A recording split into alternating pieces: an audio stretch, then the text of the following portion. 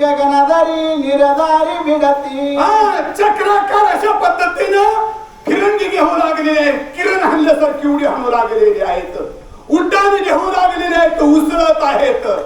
जसं आपल्याला समोरच्याला अरे आणता येईल, त्याचं नामनिशाण करता येईल, अशा पद्धतीनं वाली आणि सुग्रीव युद्ध करू लागलेले आहे. काय हानिता महाबळी नाव उठली पाताळी, वृत्तांताची बैसली दाता खिळी देता रोळी गरजोनी.